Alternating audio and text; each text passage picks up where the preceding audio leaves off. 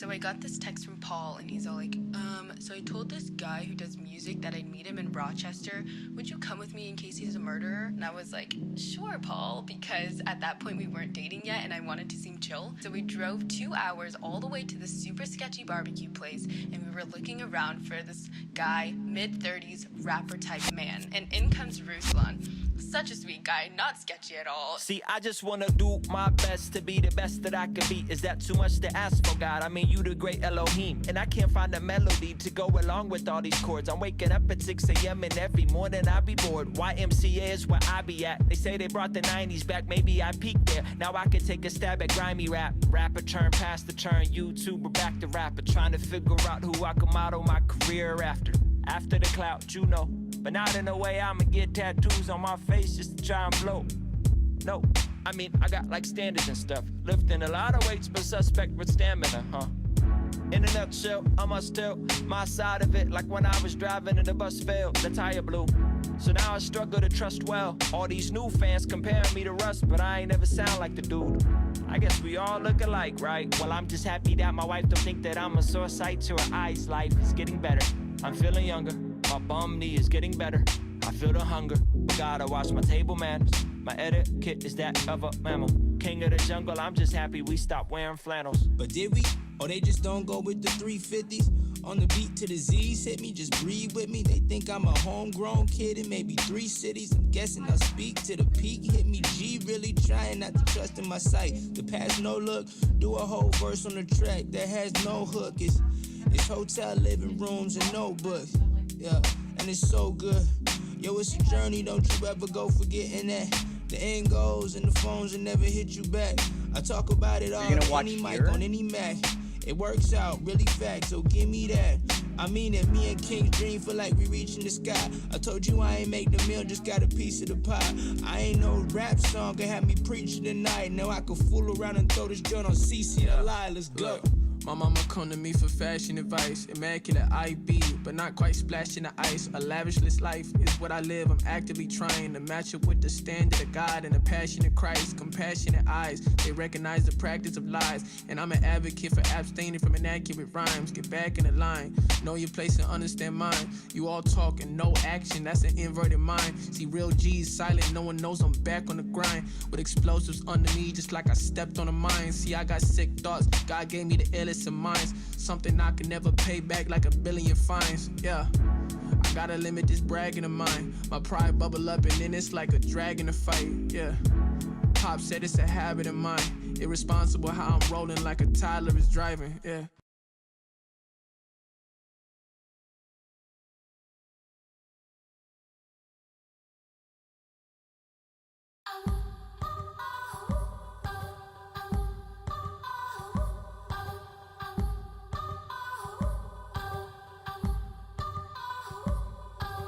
Made a brick and made a stone.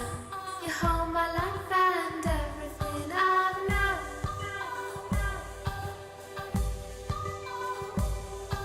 We're all erased within your walls. Glass and mortar windows to your soul. Welcome to probably no one. I don't know if anyone's here. Hi. We're streaming. We're officially doing this. This is the first official office hours with Matthias. It's a podcast only on YouTube or something like that. We are trying to do this new thing. We do not know if it's going to work. There's the chat. Chat's up. on YouTube. If you're joining me or if you happen to be here, the idea is to also make it where you can also chat with me by going to Discord. And on Discord, you'll find a similar name stage channel, Office Hours with Matthias. And there you can chat and be live with me on here. And we're here and we're just hanging out because the whole idea of Office Hours with Matthias is to hang out with people, answer their questions. People ask me questions all the time about what I do, how I do it. They get questions about getting into content creation. And this is just me just trying to facilitate something because I'm trying to create content and I'm trying to make sure that, you know, I'm doing what I can to keep my channel alive and my creativity alive. This is also somehow taking over for what could be a instead of having a vlog. I forget that I'm muted on Discord. Hopefully it's just my girlfriend in the Discord, but I was muted there because I forgot to unmute it, but that's fine. This also takes place instead of me. You know, I used to have a blog and a journal, and you know, time goes by where I don't create anything. So this is giving me an outlet also to just maybe kind of like have like everyday creating things that I can do just in between the bigger stuff. Maybe not feel so much pressure to always have to create these things or put so much pressure on those things and make every video big. Before, when I was doing journaling or even making a vlog, I was doing that once a week, and that was it's hard creating a video once a week. I loved it. It was a great challenge. Personally, that's something that I would have loved to have continued to do, but it's hard when you're freelancing and trying to pick up gigs. But yeah, and of course my encoder is overloaded now, so hopefully it gets to working. Who knows? We've tested this so many different ways and had no issues today, but now it decides to have issues. I'm also gonna close this browser thing real quick, and let's quit some other things that I don't need. There we go. And maybe it'll settle down. Great. Well, again, here we are. We're doing the first official office hours. And today, let's see, I've been struggling with figuring out the streaming thing all weekend. We already talked about those struggles and streaming in general and things like that. Clearly you can see I'm in 720 instead of 1080. I couldn't figure out the 1080p stream. Just can't do it. Just think my computer can't handle it. It's a CPU thing. Even though it has the specs that it needs, it should be able to do it. If people can do like pixel books and stuff like that and be fine, I should be fine, but it doesn't seem to be the case right now. Anyway, it's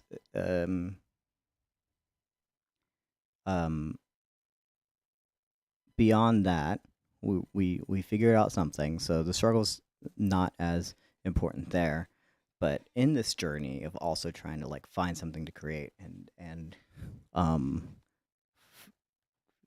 troubleshoot these things so that other things down the pipeline could be things, I've been trying to create more stuff. I've been thinking about some podcast ideas because those are easier to create. I'm also editing podcasts for a company, so those things are coming along in terms of me having the skills to just kind of like churn those out pretty well. And it's while it is not easy creating content, those are something that I can wrap my head around and churn out a lot easier than a vlog or things like that, or even short films or whatever, because those other things take time. And so I'm trying to create these new outlets, and I'm trying to do these things, and then um, I get an email about something that about a job that I applied to about 2 months ago. So it was like actually it was beginning of July. So if you count July, August, September, and now we're in October, it's been 3 months. Um, 3 months about since I applied to this job, and I expected it to take that long. To be honest, that was something that was um, expected because they were very um, adamant that it was going to be a while before they got back to people. And this was a kind of a competition. It's for an editing gig, and I submitted my materials and my version of what they were looking for as the application. And I knew it was going to take a while. So 3 months isn't that long. But in the meantime, I've been trying to pick up gigs, been trying to think of what kind of content I create, and think of like how I can like further my own career if these things like don't happen. And to be honest, I never really expected to hear back from this company. They're a very popular company, so they have a huge audience, and people are going to be applying for this and going for this job. And so there's last time they did this, they claimed to have like thousands of submissions and applications, and that makes sense. So of the thousands of submissions, I didn't really expect that I would be able to be on that list of applicants. Um, and yet, uh, here I am. I get this email this past weekend in the middle of me kind of going through like what I want to do with my own kind of career in life and juggling a bunch of different possibilities and things that are in the air. I get this email that says I've been shortlisted, uh, so to speak, for this job. There's still some other uh, um, processes we have to go through to even see. I got to do some interviews, and as you know, with anything, it takes probably multiple interviews. Um, and I'm not the only one on the list. So again, quite possibly, I may not get this job. So I'm not necessarily like um, uh, holding out hope. There's no like 100% guarantee. It's just a job application. Getting to this point, you got the interview. Great. Getting the interview is just one step. I've had multiple interviews before this past summer and recently, so it really hasn't been like um like a huge thing. Here's I'm missing the chat. Um, I have too many things pulled up. I'm sorry. I'm getting distracted. Let's get this chat.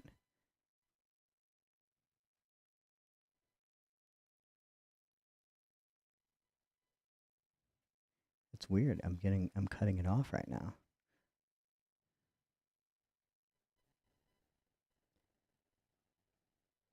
Anyway, here we go. Pulling up the chat. Just answer this question while I continue the story. Hey Eddie, welcome. LA is great. That's kind of like currently what I'm talking about. I moved to LA a year ago, and it's been just fine. I haven't found any reason to be here over anything else. But LA is great. Oh, and I'm using OBS right now, not Streamlabs. OBS Studio, in Discord. But yeah, so I got this job application, this thing, this interview, guaranteed, and it's for an LA company, and a lot has been going through my mind, because the first thing that I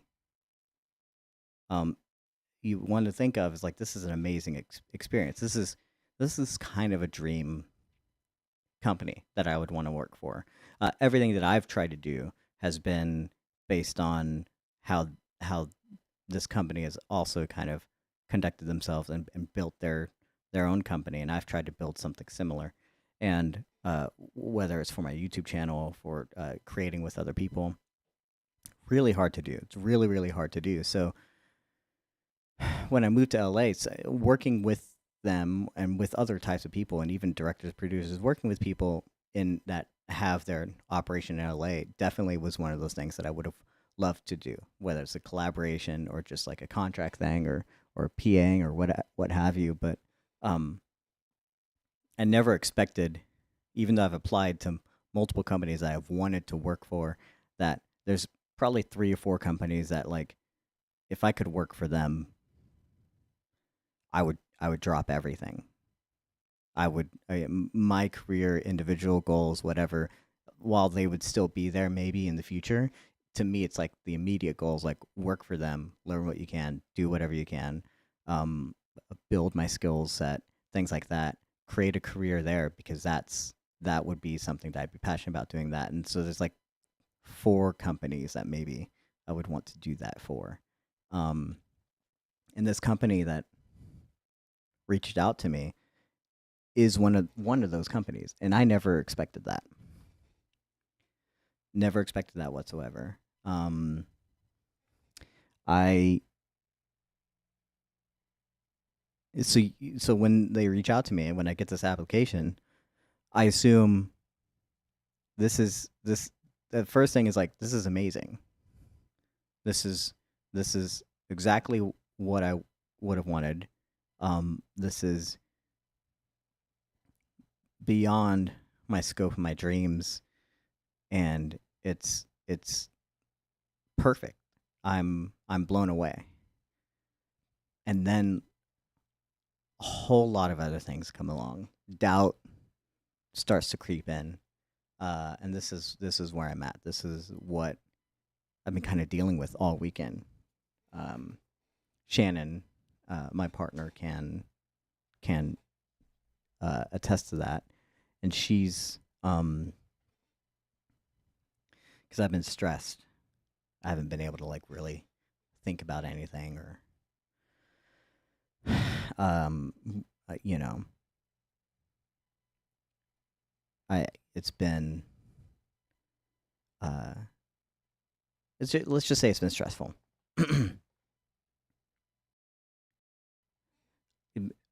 And the biggest thing is like I start to think about like is um what's going on with YouTube?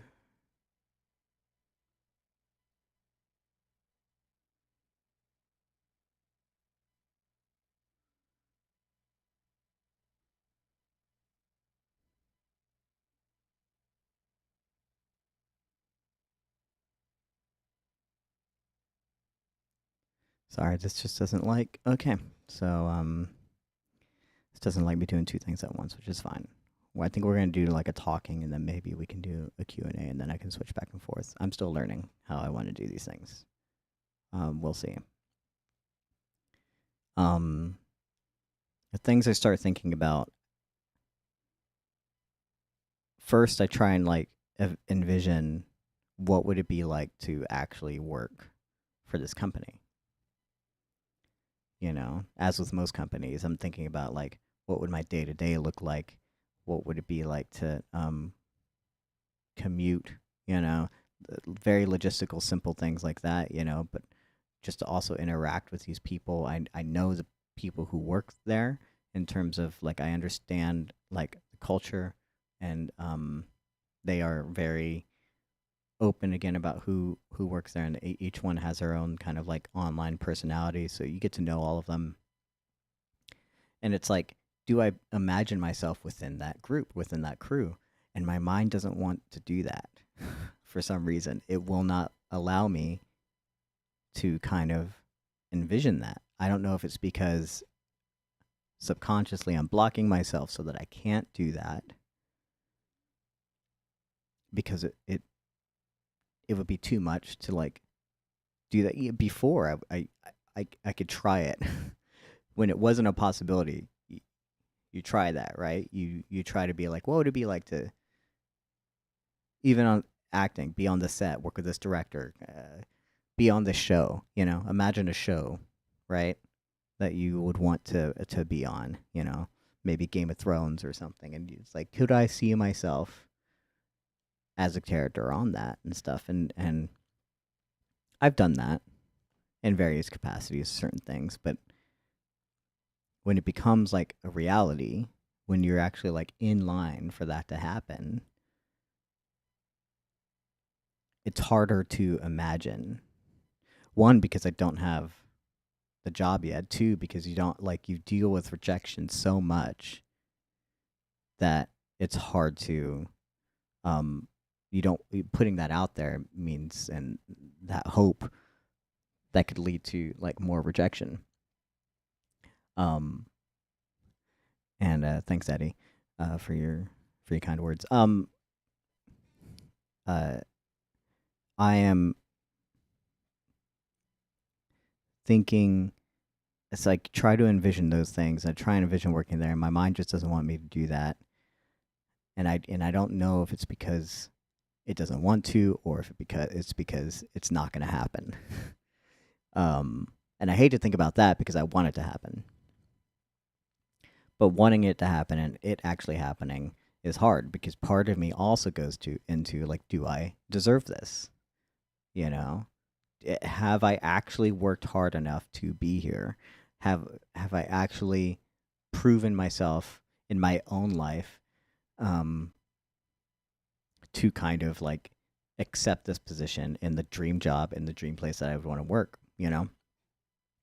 And that's harder to answer, because you would think whoever gets the job deserves it, right? And so and that's what you hope, right?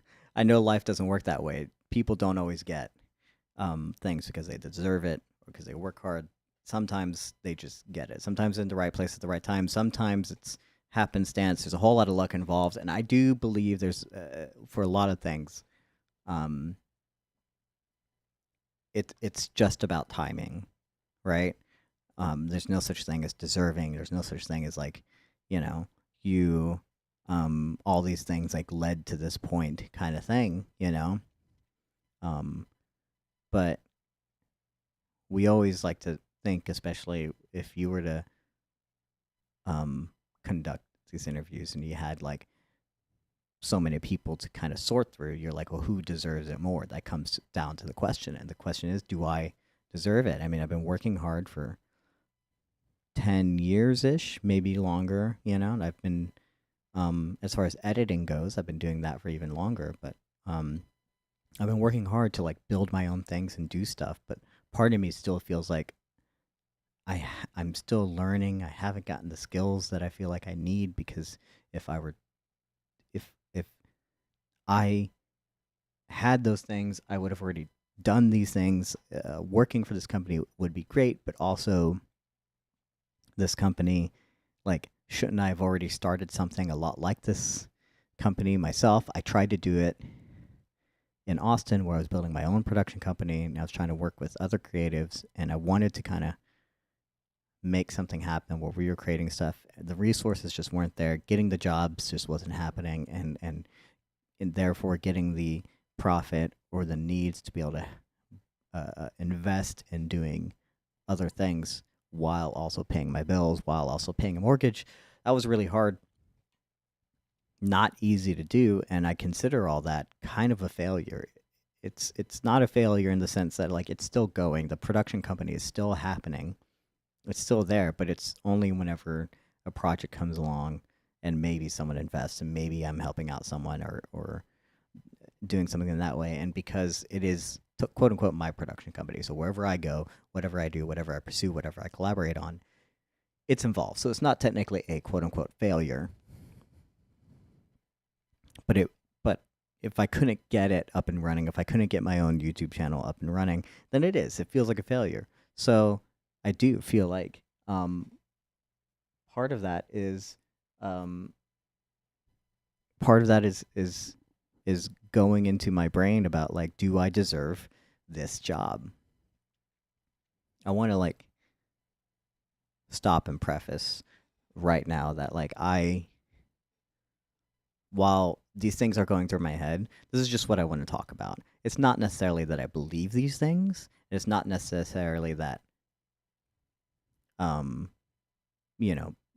these are not necessarily factual statements, but this is what I'm going through. This is the kind of stuff that's going through my head, and that's why I'm talking about it. So yeah, so I'm thinking like, do I deserve this? You know,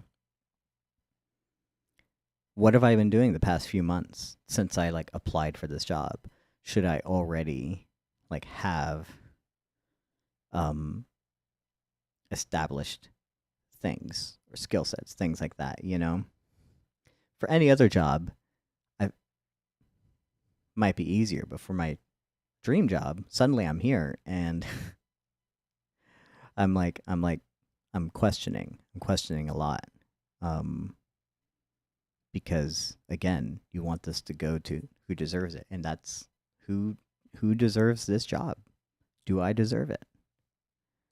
And I don't know. And then there's the doubt I've thought about. Am I I like the people that work at this company. I know who they are. I know what their interests are. I know what my interests are. Watching their stuff and their content and everything, I'm like, I feel like I'm interested in all these different things. Like, but what if I don't present myself well? What if I don't come off in the way that, like, what if they don't agree with me, you know? I would feel, I keep feeling like, could I belong here?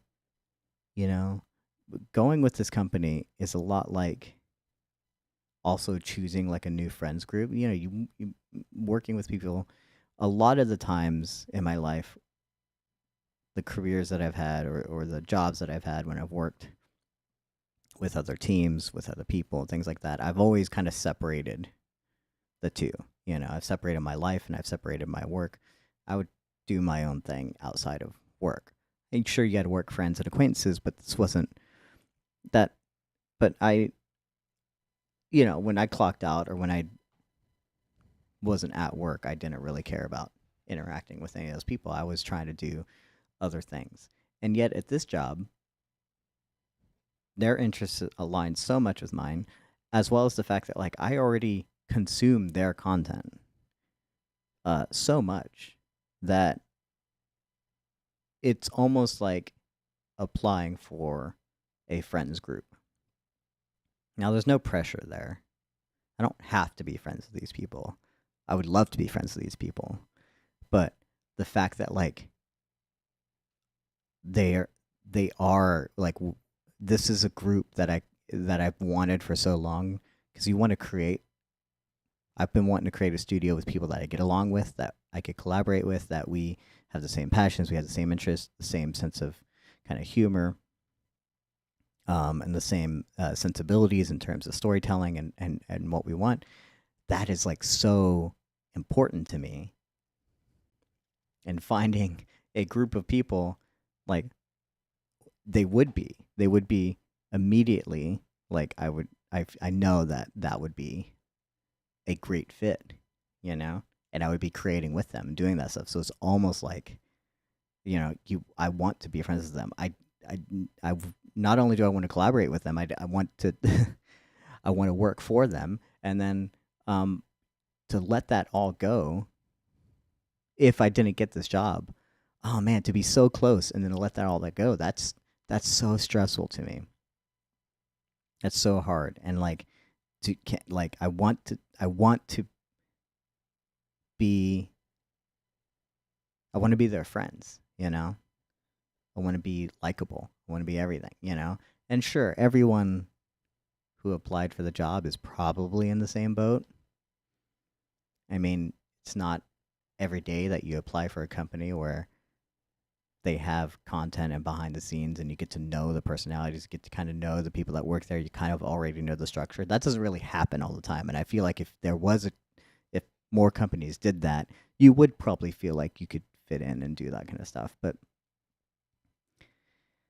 you know, I've been doing contract work for a company right now, a few companies right now. And there's one that I get along with the people, and there's another one where I'm like, I don't think I could fit in here, you know? and even when I get on certain film sets or even places that I'm just doing a day player thing, whether I'm PAing or assistant camera or whatever, those things are they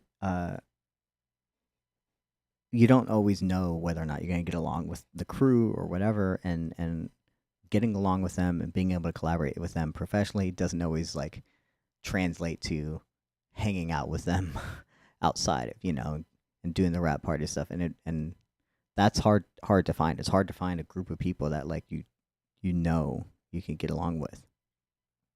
And so while this could be true at any other company, I do feel like so far it's true of this company that I want to work for, that these are not only just coworkers, they could be friends. This could be, long story short, not really, it's still long. After moving to LA, this could be a whole justification of having moved to LA. This could not only give me a career, which is what I've been searching for, but like it could also be helping me find a community and friendships, and kind of give me a place to kind of call home, even though I have a home. But like, it's not about like the location or the house. It's about how it feels to you, right? And when the career and the personal life kind of align, then this feels like it could be home, because I could do the studio thing, I could do YouTube, I could all the stuff that I enjoy here at home, the people that I'm with, my partner and our animals. We could be anywhere. We could be in New York. I know Shannon would love that. We could be back in Texas. We could be anywhere, and that would feel a little bit like home. But the reason I left Texas to move to LA is because I needed a change, and it wasn't feeling like home anymore.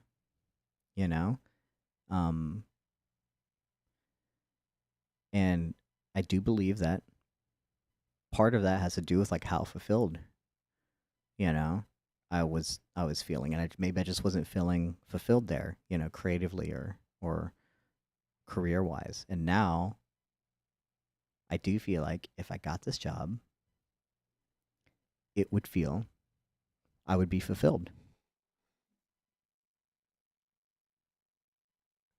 And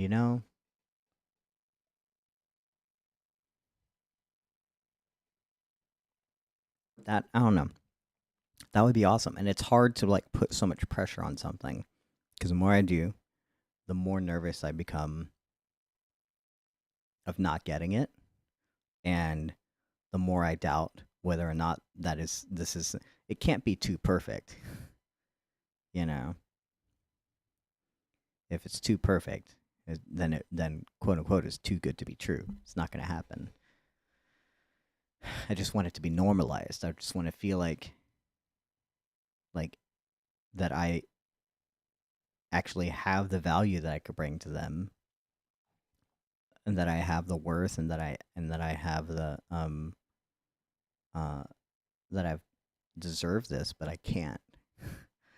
My brain keeps telling me like I don't have any of those things. And that's really hard. It's really hard. So I don't know. I wonder if anyone else deals with that. I wonder if anyone else you've heard all the preamble and the setup and like the why I'm feeling this way. I wonder if anyone else has had that kind of like dream job opportunity. The one thing, right? And if you missed out on it, if you got rejected, or if it happened, right? And it's weird. I think sometimes it's easy to look at it in hindsight, where you get the job first, or things happen, and then you look back on it like, no, this is always where it was going. It was like, it was fate. It was meant to be, or like, you look at it and you're like, no, it all makes sense, that you would be here. But I don't feel like I've been here this often. I've auditioned for roles that I've really wanted, but even then I've always been able to like throw it away, just be like, it's, if I get it, I get it. If I don't, I don't, uh, the, the person who gets the role deserves it, that kind of thing. This isn't the same. This doesn't feel the same to me. This feels like this is it. This is the opportunity. If it doesn't happen, I will be able to see my life split if it does or if it doesn't. How that can, like, a whole lot of things. Like, it, usually you look back on, you're like, oh yeah, this is, if I hadn't done this, then maybe this wouldn't have happened and this wouldn't have happened. And you can connect the dots. No, this is like looking forward. So much can change about how I do things, about who I interact with, how I make content, all this kind of stuff. I could jumpstart my career in terms of like learning new skills, as well as being in a team that like I could progress faster. And that is the um that's the kind of strange thing about looking at this. Not getting it can do just as much as getting it. It's like every other job, it feels like you don't get it. You might be able to say, that's fine, keep moving on with my life. The best person got it, it's not a huge deal. We keep working at it. Um Not getting this would feel like, man, if I can't do this, if I can't get like this dream job, then what can I do? What what am I gonna do then? When I say this is a dream job, this isn't something that I've just been working towards. You can't just necessarily like work in one day. You have to hope the right job application comes up, which is rare, and you have to hope that you're in the right place to be able to take it, and that's happened. Job application showed up. I actually happen to be in LA. I don't have to worry about relocating, which would have been a thing the first time this kind of job came up.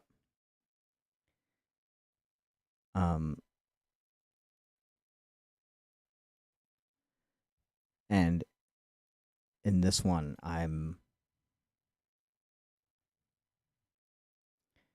uh, I'm lucky. I'm real lucky this has happened. You don't work towards this. I work on my other things and I do stuff, and I thought maybe one day I could collaborate with them if I become like big enough, right? That's like the hope. Maybe you'll work with some of these companies if you get, if you don't get a job application, if you don't get a chance to like work from the ground up, that kind of thing.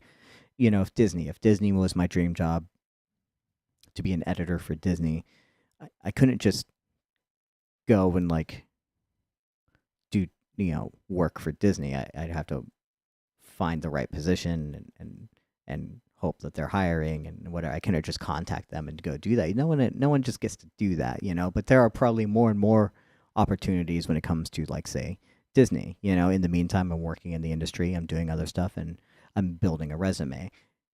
For this company, they don't release job applications all that often, so you can't. So when I say it's a dream job, it's like, yeah, like I would have loved to work here, but also never expected it to happen because I don't know when the job was going to be open. I don't know what positions they were going to have. I also don't know if it was ever going to happen in the timing that I could be in it. So, you don't think, it's not something I dream job where I'm thinking about it every day. I'm doing everything I can to like hopefully, but everything I'm doing is so I can work at this job. No, this is just the dream opportunity because I happen to be in the right place. I happen to be able to answer this call. I happen to have the time to do it. I happen to have the skills that I felt like were worth using, and I was like, I can do this, and it's there.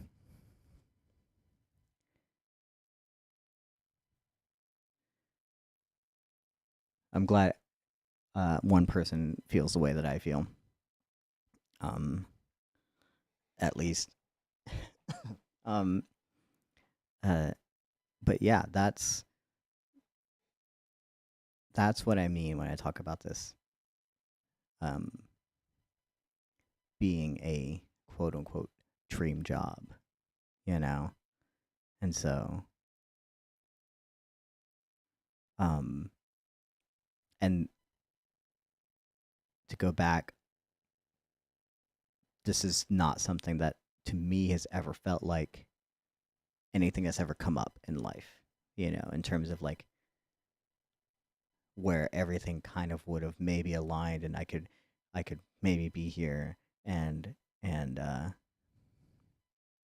now that's why all these emotions are coming out in terms of like doubt, like I want it, I'm excited, but I don't want to get too excited because it's like it might not happen, and then also like I like I'm maybe not be like worth it and I'm probably not going to get it, and like but I really really want to get it, and like this is so much going into it that makes this more than just a regular job opportunity.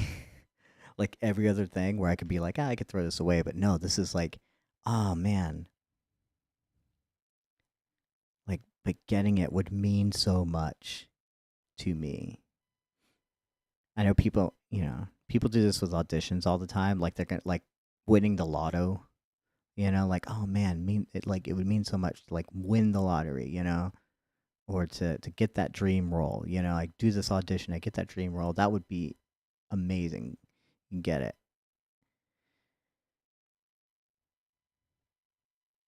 And to me, like, yes, the possibility of getting it would be amazing, and I've had those opportunities. But the possibility of not getting it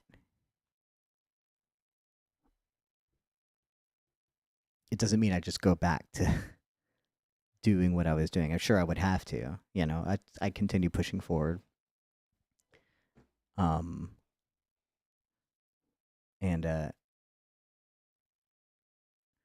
as Eddie said, I would grow and I would do those things, whatever I would need to do to maybe eventually be ready in the next time. But oh, it would hurt so much because you would think like, man, I thought everything. I thought these people.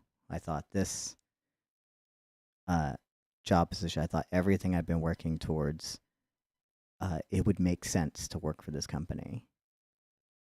Because there's a lot of times where, as an audience member, I felt like I was like, no, we're the same. Like I understand where they're coming from. I could have conversations with people like this is the exact kind of group I would want to work with. Oh man, but in not getting that, it's like, oh, it would be so soul crushing. So that's what I'm dealing with.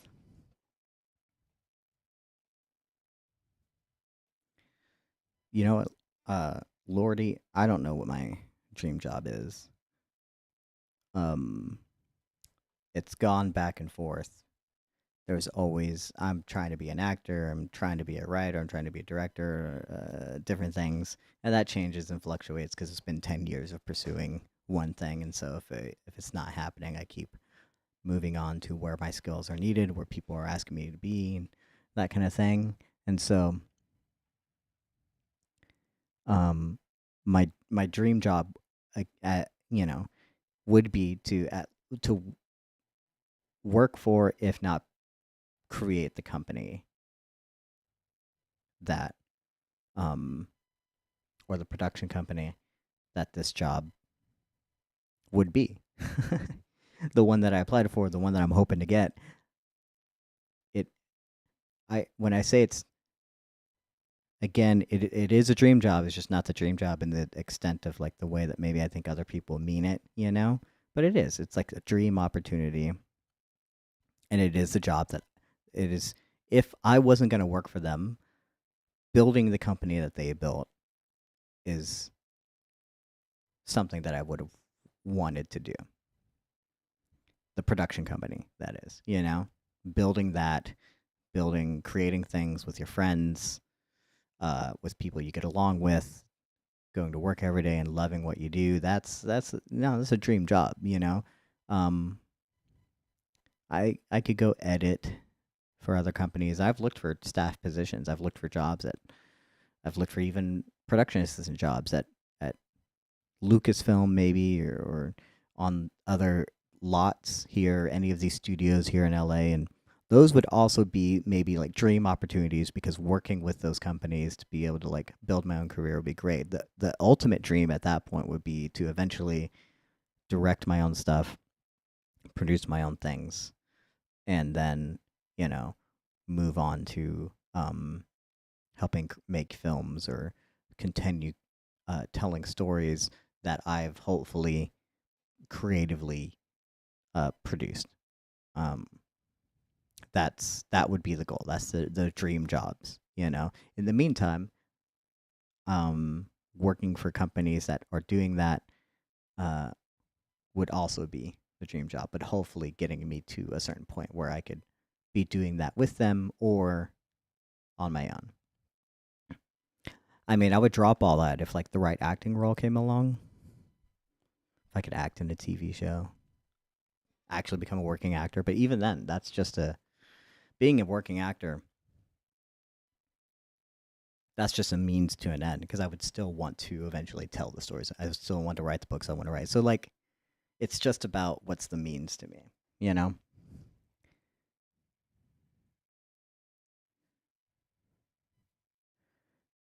Um, love, I love that, Eddie. The hurt means you actually care and have passion. Um, yeah, I hope so. I hope they see that. You know, that's hard. It's one thing to have it. It's the convincing them that I have it. You know, hopefully we'll hear back. I have to do this interview. I'm going to be doing this. It's a whole long process. There's a couple of interviews. There's a few things. It's going to be weeks, months, maybe until next year before I even figure it out. So I'm just talking about it now because I had to fill out this questionnaire and then I had to get this interview out. And I've been stressing about hearing back from them, even though I'm just waiting to hear back so I can schedule the interview. I don't even, it's not that I'm waiting to hear back like a yes or no. I'm just waiting for the scheduling. So that's good. At least and then once the interview comes, oh, then it's another bout of did I say something wrong? What should I said? All those things will probably happen. And I will be rethinking everything about my life for several weeks. Who knows when that'll be. Yeah. Here we are. Has anyone joined us on Discord? Nope. If you if anyone wants to chat with me, you can always go to the Discord. The link is in the description of YouTube. You can find the same channel, Office Hours with Matthias, and you can go to the stage channel and you can raise your hand and we can also chat. We can have a conversation. Open to answering questions. How long has it been? About 45 minutes. That's a good chat. I've been talking for 45 minutes straight. That's fine. I can talk with the chat here. Or someone can join me on Discord and we can have some more conversations. So no pressure though. If you don't want to do that, don't do that.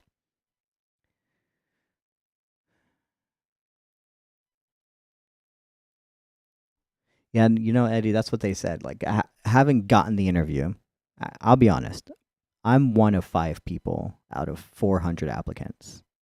Probably more. There's probably way more, but they probably 400 like applicants that followed the rules and were actually, you know, followed instructions and actually were good enough. So 1 in 5, that's pretty good. I got this interview. My chances are higher percentage-wise than it was before of getting this job. And to have gotten here, that's great. But you know, haven't gotten here, I don't think I'm satisfied. I don't think I'm satisfied until I get the job. Because I've gotten this far in other jobs. I've gotten interviews for other jobs, and I thought I could do really good at. Yeah, here we are. But you're right. Maybe, maybe,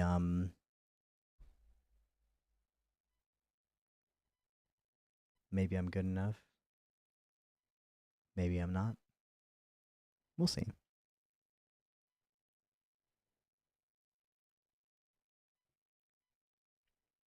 I'll definitely keep y'all up. If I continue doing these live streams, definitely let you know what's going on. Hopefully the feedback's good. Hopefully the experience is good, and hopefully the updates. And I'm pretty sure I'm gonna have to keep it a secret. That's why I haven't talked about the company. I'm trying not to blow anything out of the water, you know. Um, man, I've applied to other jobs, even in Austin. I've applied to other jobs I've won. I was like, man, I would love. This would be a great company to work for. This would be a dream company. I just never even got the interview. Man, getting here is so important. But yeah, that I don't I I'm gonna have to keep it secret for a while. If something good happens, unfortunately, I'm speaking so early on this for the few people that hear it.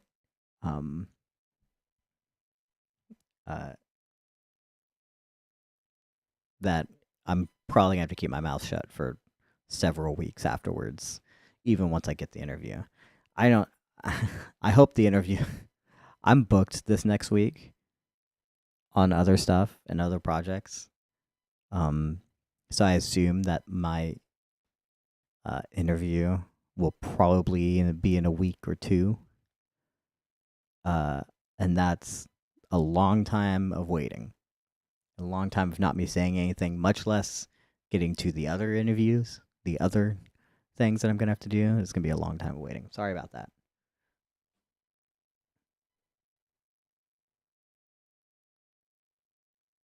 When I was 15, I would have never thought I would have made it this far. Dude, it's all relative, right, Eddie? I mean, you make it, you don't make it.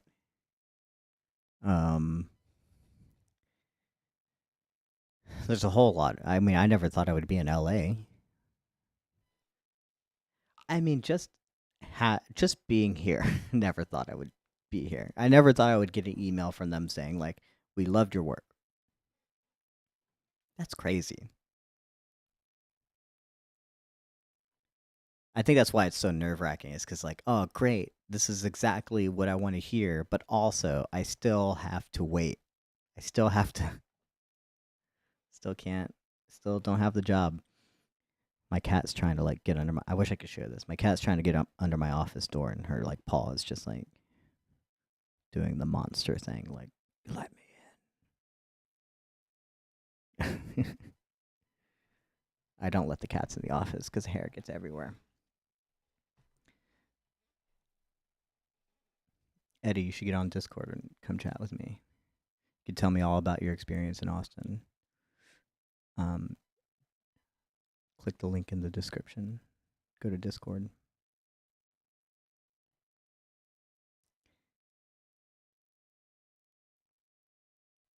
Is that me? Oh, never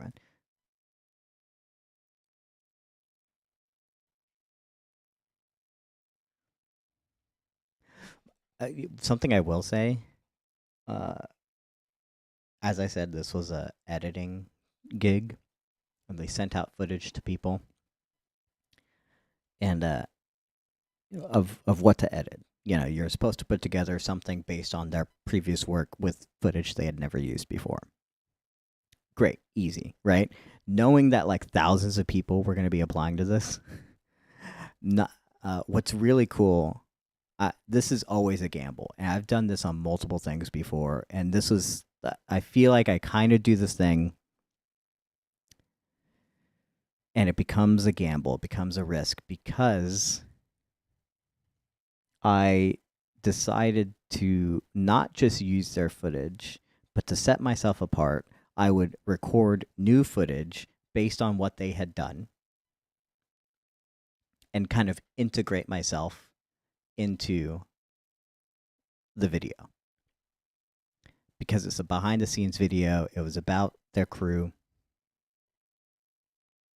And so that's what I decided to do. I decided like I was like, well, let's just pretend I already work there and like I'm part of it. And so then I did the interviews like they did the interviews. I uh um uh tried to pull something that I could do that would be similar to what the subject matter is in the vlog, and I cut back and forth, you know.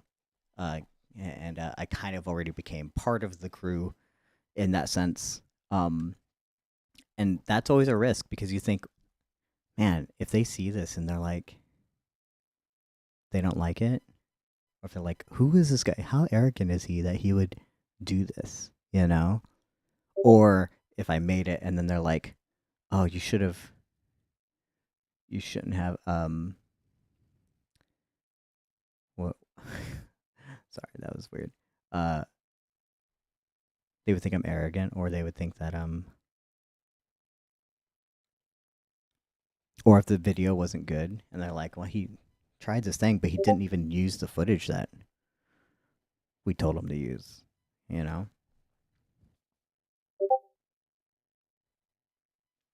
That was a risk. So I'm surprised they liked it.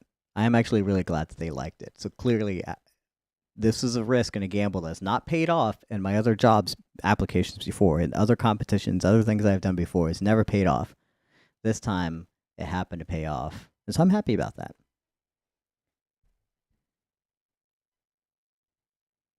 Where are we at? What's going on?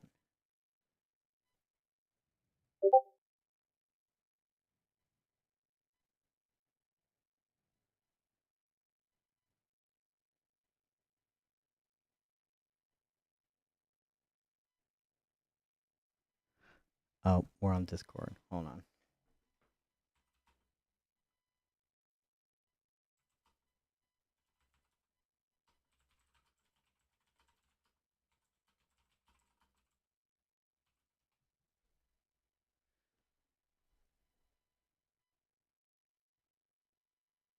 Okay.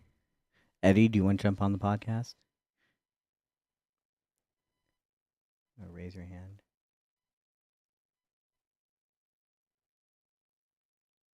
I'll wait till you raise your hand because I'm not sure if you want to be here or not. Let's do this. We're gonna switch our YouTube. Also, if you're on YouTube still, that's probably delayed. Discord is much more on it. Um, in the sense, there's not quite a delay. It's probably like 10 seconds or whatever. So you might want to mute one or the other. Mute YouTube if you're gonna be on Discord. That's all I'm saying.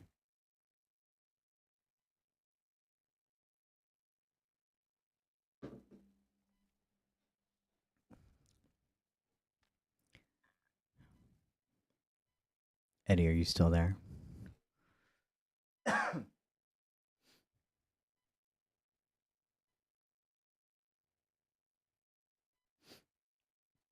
Here, let's put a be right back while we figure this out. Let's figure this out real quick.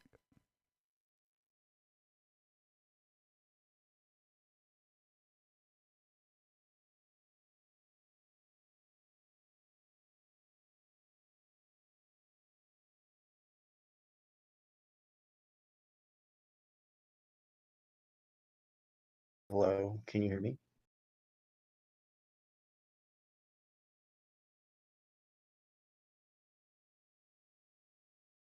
I don't have my like mic or anything plugged in. I'm just on my laptop. I can if you want.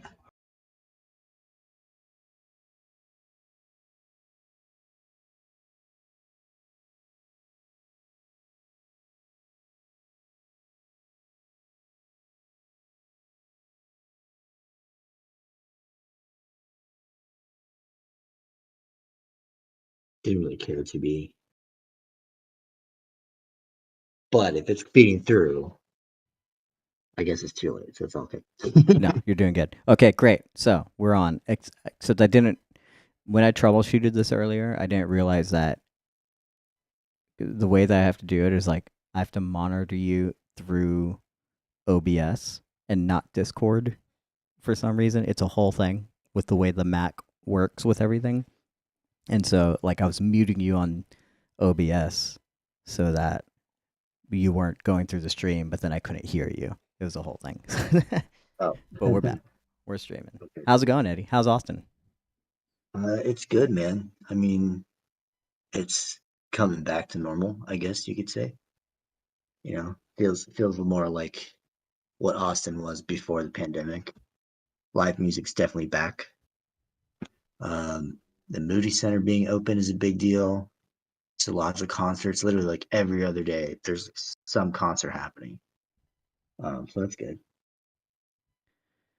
I didn't really experience that much. I experienced a good. I know live music happened all over Austin, but I didn't seek it out that often. But you're right. I mean, all the festivals. I mean, South by Southwest. Did that come back last year or this year? Yeah, last year it was. I think it was more of the like online. This year though was completely in person, so you can do both hybrid, online or in person. But I think this year was its full year back. And Got it. then uh, we just had Fantastic Fest, and that was like I didn't go. My boss went. That's still going Um, though, right? It's like a 2 week long. I believe so. Yeah, I think they're still having screenings and showings and stuff. So Yeah, yeah, I'm. it's really cool, man, to see everyone kind of just come back and be in the theater and watching crazy cool cult movies and introducing new fans to new stuff. So the That's awesome. culture feels like it's coming back to normal. Yeah, Yeah, that's good. I mean, it definitely. When I left, it was less about like those things. Um, like even before the pandemic, it was it was already feeling like less and less like home for me. Mostly because like a bunch of my friends had moved yeah. away and stuff like that. Yeah, and that was before the pandemic, and then like afterwards, it just became exponentially like all the places that were closing down that you were used to, and I had a Yeah, it's friend that kind of crazy being through the changes yeah. because it's like, I mean, I'm almost 10 years already here. Uh, and it's kind of like, yeah, I'm technically a newbie to Austin because like coming as a broke college kid with no experience, you don't really get to enjoy Austin for what it is because you don't have the money to. And then you get older and you get a job that's like, is stable and you start experiencing Austin in a different way. It's kind of like, oh, well, I still remember the way I used to enjoy it in college. And so now enjoying it as an adult and doing different things that are actually growing and being here, it's it makes you appreciate it a little bit more. But like you were saying earlier, it still doesn't feel quite like home. Yeah. And I can imagine those people who have been there since like the 80s. Austin was already a fast growing city. It was already changing so much. But there's still something that felt like Austin, but now I can imagine those people that have been there for like decades. It's just so different than it was before, Oh, you know? yeah. I mean, my girlfriend pretty much grew up here. So I'm not even one to speak and be like, "Oh my gosh, so many changes." Um, Yeah. but like as a kid, you're talking about like realizing where you've always wanted to be or what you always wanted to do. Like Austin was always where I wanted to be. I never wanted to go to LA or New York. Mhm. Um, nothing against it. I visited, great, and I have friends and that live in LA, and family that live working there and back between here and San Antonio. But it's like Austin is like where I've always saw myself like getting to. So that journey of like, man, you finally make your destination, and maybe it's not like everything you dreamed it to be, but like I was telling you, you kind of grow with that in mind, and it's like, okay, well, maybe my goals have changed because you kind of made your milestone. You've leveled up to a certain point, and you're like, okay, Yeah. I want to level up more, but where and how? Yeah. It's kind of like meeting your heroes, they say don't do that. Right. Because like it could just everything you thought about them, like who you thought they were, and then they just turn into like assholes, and you found out they're really just a huge dick or something. It's probably Well, not see, always true. I feel like it's half of the truth. Like, never Yeah. meet your heroes, and that's the first half, and the second half should be without remembering that they too are also human beings. Hmm. Like, if you meet them thinking that they're just like the role models and that's it, then yeah, don't meet them. But if you meet them knowing that they inspired you, but they are also human and have made mistakes in life and aren't perfect, and you treat them as an equal versus even though they may have more money or more experience, like you just kind of see them as equal to you no matter what, it makes Hmm. it easier when you meet them and you're kind of more likely to end up working with them one day. Yeah. And that's kind of how I felt through high school. And like all the people that I got a chance to meet and work with, that was a lesson that I took. And, you know, rub some elbows with people along the way, but it's like a learning lesson of like how to react to people and how not to react to people. Hmm. And what gets you more work and what definitely is like, yeah, don't do that again on a set or don't do that again behind the scenes kind of thing. Yeah. But you're young, you don't know these things. So you learn and you grow. And I think like being in your 30s is kind of the perfect time to, well, for me at least, I haven't made 50 looking back on 30 yet. So we'll revisit this conversation whenever that happens. Yeah. But for me, in your 30s, I think is a good time because you have enough experience being young and silly and chasing what you think you want in life. And now you have more disciplined patience to where you can kind of see yourself working exactly where you want to be in 50 when most film directors don't even start till they're like 41. So it's like, okay, you still got some time to figure stuff out. Uh, and that's just like statistics. Yeah, I feel like also, you mentioned that the director thing. There's so many things in terms of like every career. So many examples of that, especially in the creative industry, whether it's actors, like Harrison Ford not starting his thing until he was like 31 or something, and Mhm. some others like not even starting until they were 60, and now they're like well renowned actors, kind of thing, and like that director thing. That's also the hard thing is because nowadays we're inundated with young people who are following their dreams like much sooner than you ever could, which also makes you feel like you're falling behind. Oh yeah, That totally. it's such a struggle to like be online nowadays and not be like, what am I supposed to be doing this?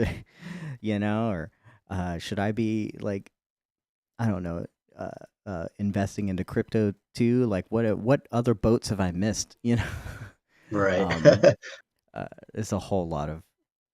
So that's also it's hard to remember that majority of these people, like they're actually everything that you're seeing is such a small minority of success, and also, um, in terms of the people that you see do this long term for decades, um, where this is the thing that they were going to do in terms of their dreams or their career or their life. Uh, they maybe didn't get started until a little bit later, but they had that experience that you said like just continues and pushes them to do it longer, And it's such a small group of people that actually do make it when they're young, even though we feel like it's like saturated. There's so many young people out there doing their stuff, and I feel like I have to be there. You kind of hope that the people that are hiring or the people that you want to work with like also recognize that it's not. I feel like we always want to be like, what's young, what's hip nowadays, and hopefully they can recognize that like I'm in my 30s, but I still have as much to offer as these like young people, you know? Yeah, totally. And when you've done it one time, if you've made a film or if you acted in a film or, I mean, we're all filmmakers in that aspect of Mm-hmm. working on set. It's a collaborative, artwork with a captain at the helm per se. Mm-hmm. Um, but when you've done all that, it's like, okay, I done it one time. I can definitely do it again. Yeah. If you've made one film, short film, documentary, feature, whatever, like you did it once. So you have already proven to yourself that you can make something. And so it's just taking the time to find your inspiration and find your creativity again.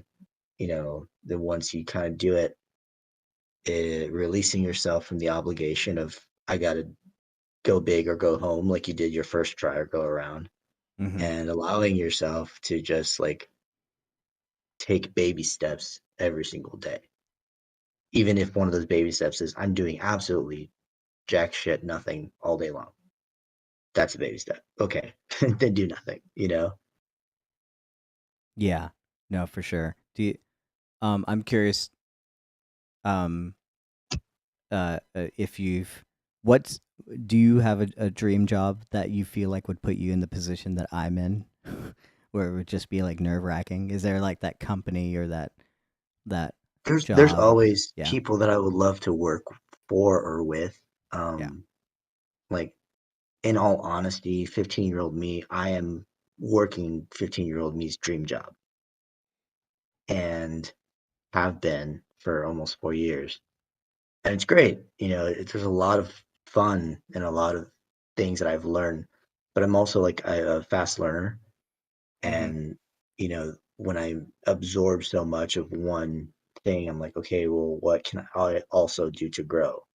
Um, and when you work within a system that is like a, corporate system, you're not used to like someone sitting there be like, sorry, we can't do that just because.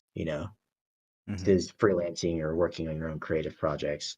So it's like getting used to the compromise of how things work, um, and not allowing your new dream job to be like the new, you know, boulder to push up the hill, but just kind of like, oh, that would be cool to make one day, and then just find stuff that I like to write it, put a note on it, and constantly be writing for that thing or constantly be working on that little thing, because you can do both. And we've kind of had this mentality of if you have a plan A, you can't have a plan B. You got to go all in. Mm-hmm. But that's not the truth. Like you can have a day job and work on something you're extremely passionate about, um, until that opportunity comes up, and then you shoot your shot. You take that opportunity, and if you get it, you can also still go all in. Also knowing that hey, I can also if it's not what I thought it would be, you can still work on what you want to work on while also doing that dream job that you thought you wanted. You know, um, yeah, and that's kind of I guess the creative funk we all went through during the pandemic. Some of us at least Oh yeah. was like, I'm working, I have a job, it's what I want to do. Um, but because of the pandemic, you're like, oh man, life is short. What else can I do? you Yeah. know, like I might want to do a little bit more than I thought. Are you So dealing with a company that's like that you went for to like work at home and then they're forcing you to get back or anything like that? oh man, I've been back in the office for a while, and in the beginning it was kind of a little difficult to cope with because it's such a sudden change. It wasn't like oh we'll hybrid you back in. It was just Yeah. we're back. Um, so that was tough in the beginning, but then it kind of like got me more into a routine again. Mm-hmm. Getting up, taking the bus, getting to work, coming back, uh, and that helped a lot because it was just like okay, here's my new routine for a while. And after doing that for so long, it's like, all right, I've you're coming out of your stable comfort zone, and now you're ready to push through and test your limits a little bit more.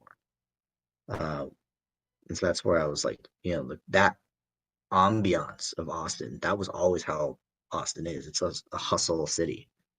And I feel like a lot of that hustle went away because we are such a creative town that all the creativity just kind of got zapped for a little bit. Because everyone was focusing on like tech and real estate and, like stable choices because so we're all surviving.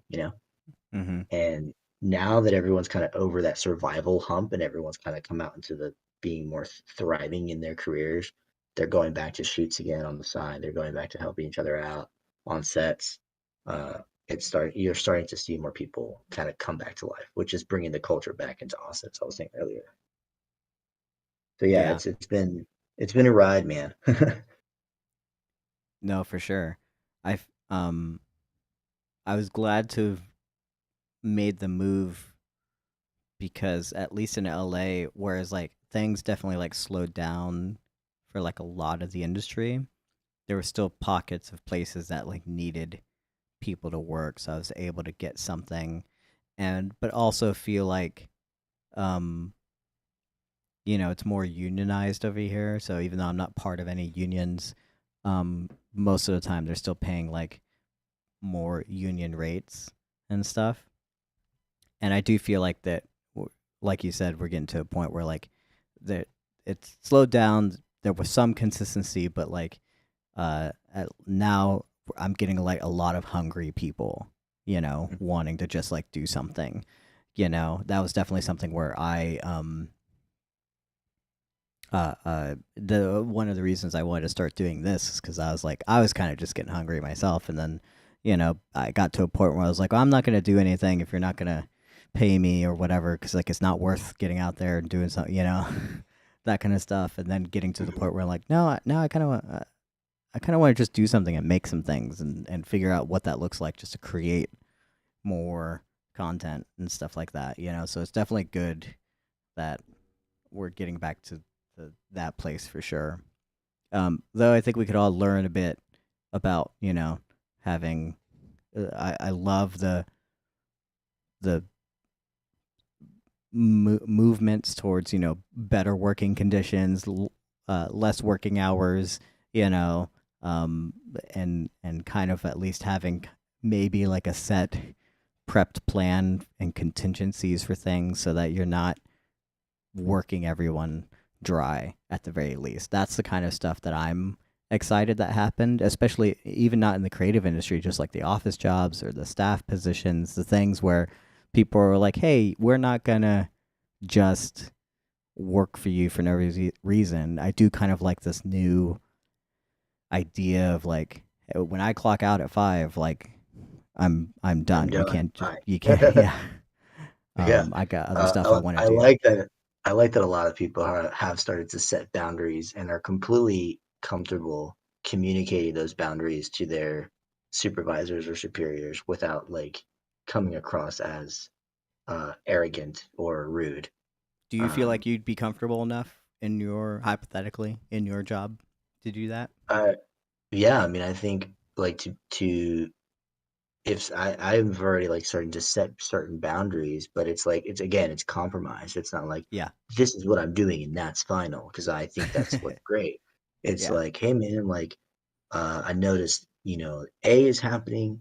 Um, it's making me feel this way. I know it's not your intention to make things like this happen, but here are some solutions that I have come up with that might fix this problem. And it's kind of approaching it with a level-headed, just and I guess it kind of teaches you how to negotiate real life because Mm-hmm. it's you're negotiating with your peers about your emotions and your feelings, and you're putting yourself in a vulnerable position, but still respecting them and saying, "Hey, I appreciate you not completely trampling all over me in this vulnerable position, and still showing the same respect back." So it's like Yeah.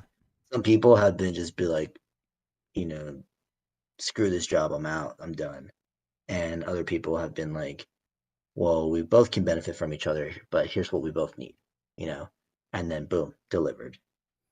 Yeah, it's for sure. It's not always about just like being an asshole to your employer, but it's at least reminding the employers.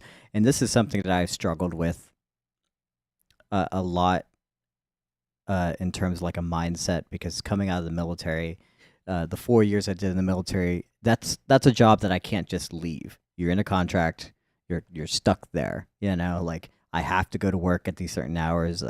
If they wanted me to be there for 24 hours a day, I had to do it. You know, there's a lot of things that you sign up for a military, you sign a contract, that's what it is, right? But there's also reasons for that. And to me, like going from that to like a civilian life, like a server job, and I dealt with managers or supervisors. I even at like Walmart, I worked for like Walmart for a summer after the military. Like the way that they treat their jobs, it's so like they make it feel like so important, and that you are you're not only like expendable, but like you have to do what they say or else kind of thing, you know, Right. and all that kind of stuff. And to me, it's like this. I've always struggled with that because I'm like, listen, I was in the military where if I didn't file this one piece of paper correctly, someone could die.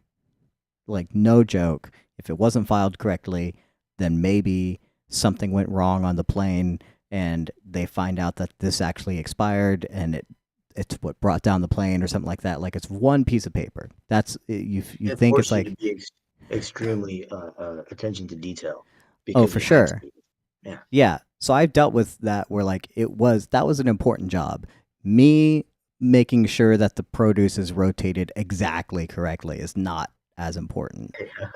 You know, like you don't have, and it doesn't, and your quotas and your how fast you can do this in a certain time or whatever, like all the things that they put into a job, with your peer evaluations, like how good are you doing in those things, like those things, they're not that important, and yet when I worked those jobs as the military, they made it seem like so important that I had to do the things, and if I didn't go above and beyond, if I didn't exceed expectations, um that like I you know that I was like failing them or whatever. And you know, like I'm glad that people are coming around to realizing like you don't have to put up with that.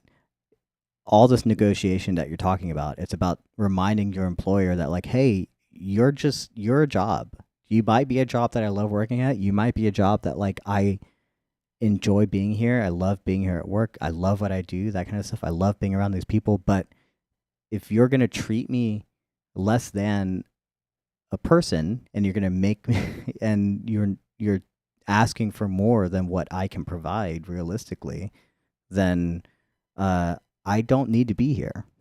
You know, you're just a job. You are also expendable to me as an employee. And if you value me at all, it's about just asking for being like appreciation, you know?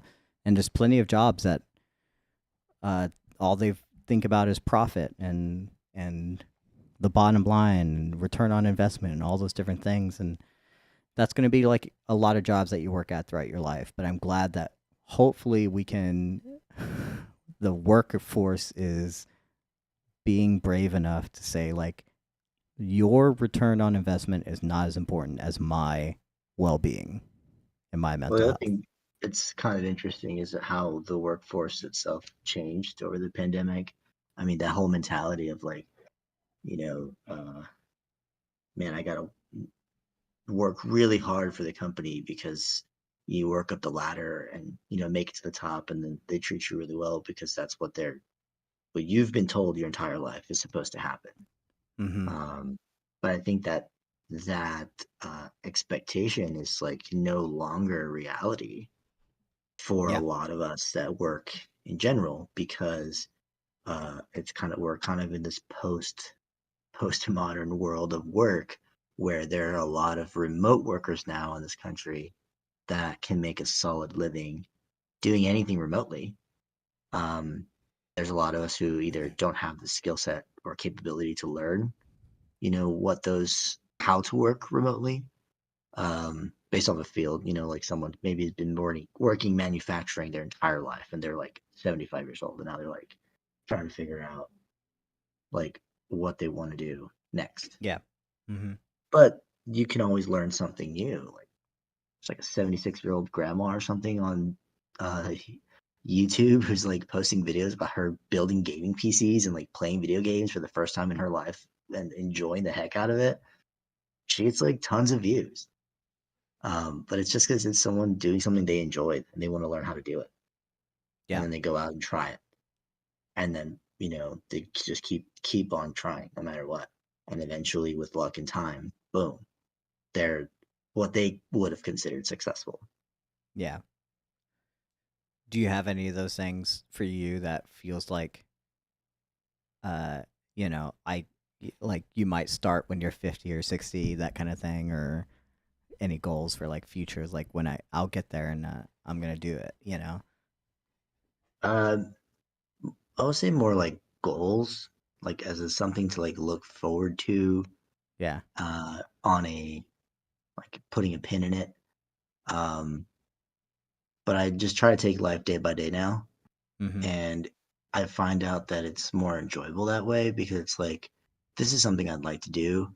What can I do today that'll move me just a little bit further to doing that one day? Yeah. And reminding myself to stay out of the headspace of like trying to work so hard for my future or whatever. It's like, nah, just enjoy what you can do today, draw a little bit, Yeah. uh, watch something cool, like whatever it is, write something, write a note, um, and just take it day by day. And so yeah, so my as far as like life goals, like I've always wanted to like have my own like studio, like Mm-hmm. creative studio, and not in the sense of like a production house, warehouse type studio. Like Yeah. I think that producing is something that I love. I've always been passionate about like telling stories. I don't really want to be a director, don't really want to be a writer. I just like reading other people's work, evaluating it, helping them find that middle gap that a lot of people seem to gatekeep is literally just how to make it. Mm-hmm. And they're either like, oh, I want to help you raise funds for it, but I won't quite tell you exactly how to raise funds. And now there's like all these companies that are like, screw that.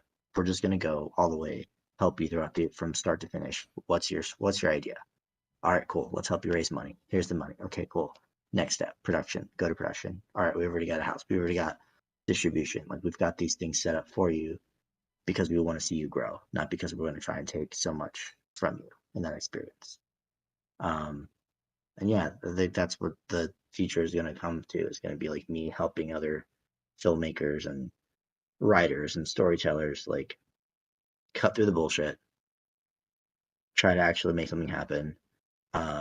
But I got to do some of those things by myself first, because then Yeah. they're like, Yeah. well, what do you have to say for it? I was like, well, yeah, I did something 10 years ago. Uh, it's well, what else? And it said like nothing for myself per se. And Yeah. so I think like helping others actually produce whatever little idea they have and make it something, whether it's a comic book or a podcast or a graphic novel, like whatever it can be. If they want to make it a movie one day, it's like great. But realistically, if you want to make it a movie, you should just sign your life away for like 10 years. Like can you commit 10 years of your life to this one little thing? If not, you don't want to make a movie. Yeah. Um, like make it a comic book, you know. So yeah, so that's kind of I think what my lifelong goals are is be that one person who can help other people tell as many stories as possible. Sure. I think right now, personally, the thing that I'm looking for, in terms of like immediate future, especially w- what we've been talking about with this job that I applied to. Um, I've been applying to jobs since like February, and after leaving Austin, one of the goals was to find something like consistent, something that I could call like a staff position where I could be like, I work here, I'm on staff, I have a consistent. It doesn't have to be 9 to 5, but I have consistent hours. Even if it fluctuates, as it does. But like, I want to be on salary somewhere so that I know what that consistency is, and also like how I'm gonna pay my bills that month. Uh, and then that's like immediate future, which is what I think this job can provide, is like that consistency, so that I can have the time and I can dedicate that time to doing like the little things that I want to be doing, right? Like I want to be drawing more. I think I eventually want to write a memoir. At the very least, there's like a nonfiction book and a fiction book that I want to write. And, in order to get to those things, I need to be writing, like you said, every day. I need to be drawing like a little bit every day. And to me, like the book, the books are like a long term goal. I'm like, man, if I'm 60 when I eventually write those books, I'm fine. I don't really care. I can be 60, you know? I'm not really worried about that. So that's why, like, it's those things where, like, I think eventually I get around to, I have these things where, like, I know that, like, it's not all about what I do now. It's not all about what I have to accomplish now. These things can come later. They can come when I'm like 75 or whatever. I would love to like learn new skills. I would love to maybe learn how to like weld or put together like a shop. I'd like to have some land and like a shop where I could like build things, which I just don't have the resources, the ability to do that now. Maybe someday, maybe I won't have it, maybe I will, but that would be like a cool thing to pursue in the future. But like right now, it's just not those things, and those are also just kind of things I would love to do. They're not necessarily things that like are make or break for me. So, and I like having those like little goals. I like being able to like reinvent myself, uh, things like that. You know. Yeah, definitely. So, how are you feeling about this format I'm doing? This new live streaming thing. It's cool. I'm also learning. I tried streaming a few weeks ago, and I was like, dang, it's not for me. There's a lot of time that I personally in the beginning, I was like, oh man, this would be kind of cool, streaming games or thoughts, Mm-hmm. whatever. But now I feel like my best skill that I personally have is editing video together to make the story that I want to tell. Either if I'm talking to camera and then cutting stuff in. So I feel like my platform for me would be more YouTube and edited video versus live streaming. Mm-hmm. Um, I like this aspect of it, of being able to like stream and chat and interact live with fans. So I Yeah. think maybe having like making a project, doing shorts or posting online of like just for YouTube. I'm trying to just use one platform here because I stopped using Instagram and Twitter and all that stuff. Yeah. Yeah. Um, Discord, I think, and that's pretty much it. Uh, so yeah, I feel like making shorts to promote something that I would be working on for film or short film or documentary or story that I'm telling on my personal time, and then take the time to edit it together, host a premiere, and then just like watch chat and interact with chat while it's premiering. That's I think what I'm probably going to be doing in the short term. Yeah, that's cool. I wish I had projects to do. Otherwise, like I would also be doing the same thing, like a lot more. You Oh, know? I'm starting super simple. I'm like Yeah. I think the first thing I'm gonna do is like work on movie reviews and 'cause I like watching getting like what's creative to me. What am I rebuilding? How am I going through that Yeah. creative, you know, spout and like not being able to like want to write or want to do anything.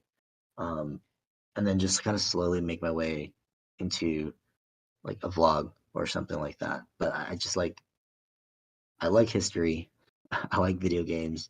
I like tabletop games in general Mm-hmm. because it's all stories. That's all it is. It's just stories that you either make or stories that are untold. Yeah. Um, like reading books and then doing like a book review about something. Like it's just extensive amounts of content that can be made because it's fun and not because it's like I'm trying to make it for views or to make it as a monetary goal. If that makes sense. Yeah. And it's been a while since I've kind of thought in that mindset. So it feels good to be Yeah. back in that. I just want to create to create.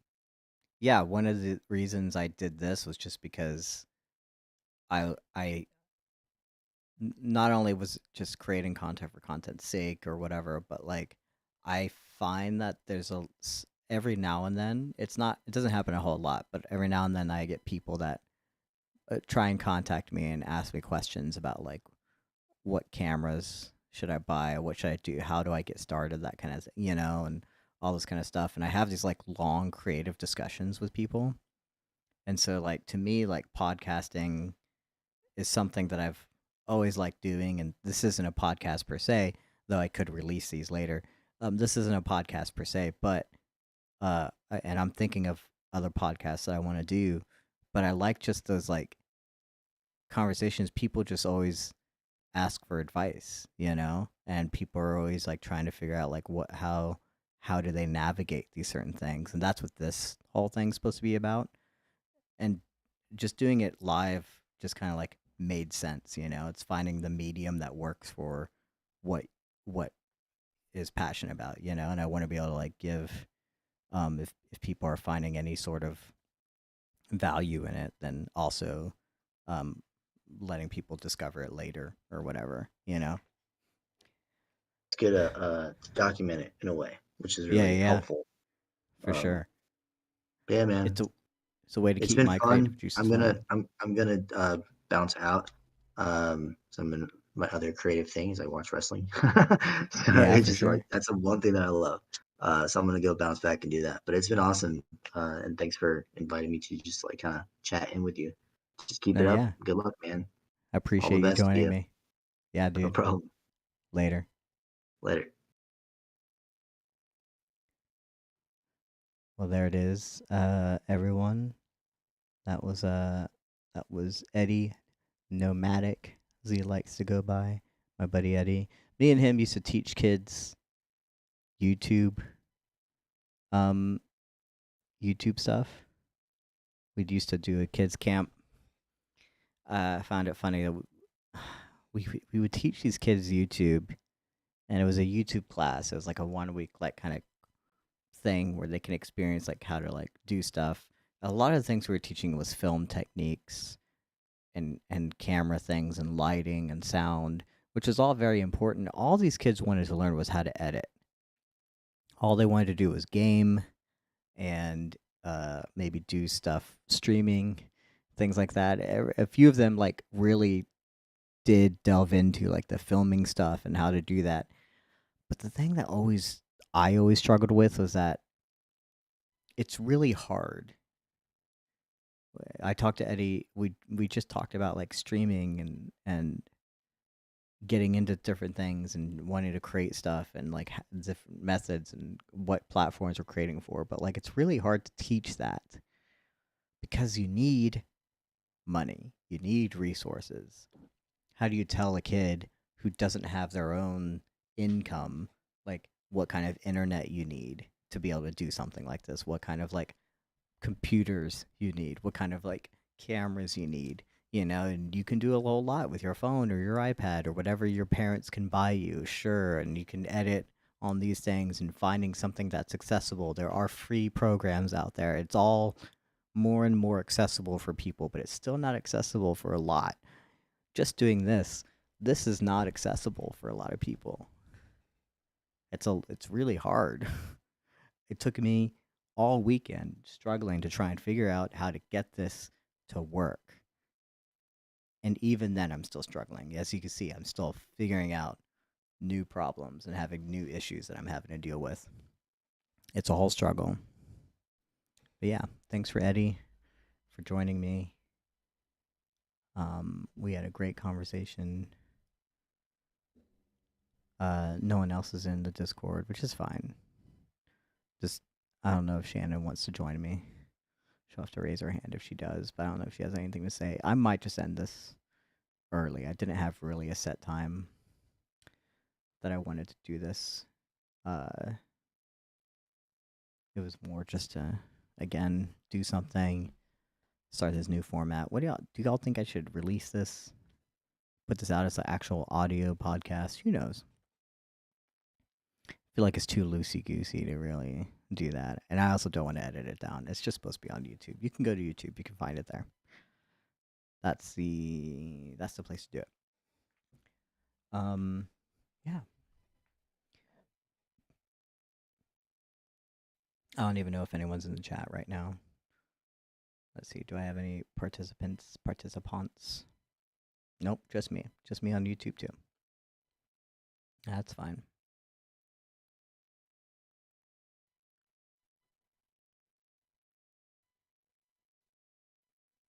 Is that working? Hold on. No, that's not working.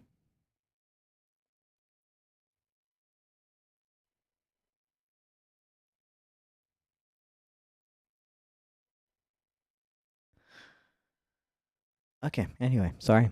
Messing with stuff again, trying to figure it out. Um, Shannon's silently listening. And it's not really listening, is it? It's just being silent. Whatever.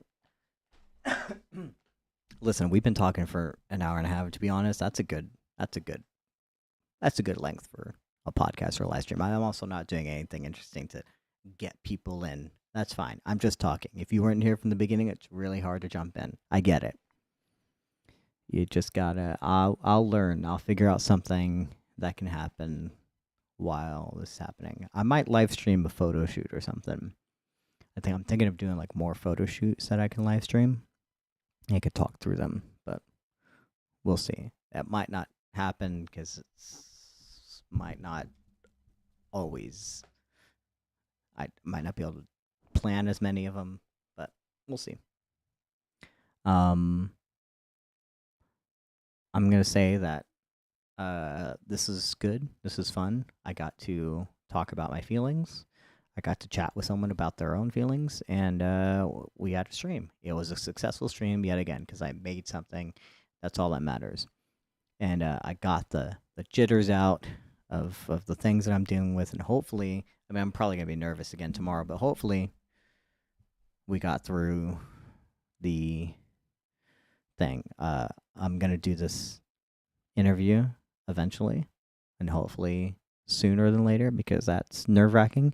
And then I'm going to go a few weeks of mental instability again and hopefully do a third interview or a fourth interview, and hopefully we'll figure out if I have a new job at my dream place to work.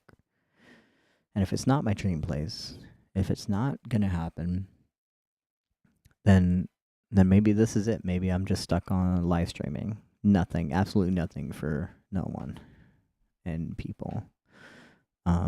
But maybe this is all the start of something. Anyway, thank you for joining me. I'm glad you could be here. I'm gonna go now. But this is a lot of fun. And hope we can do it again soon. Catch you later. Peace.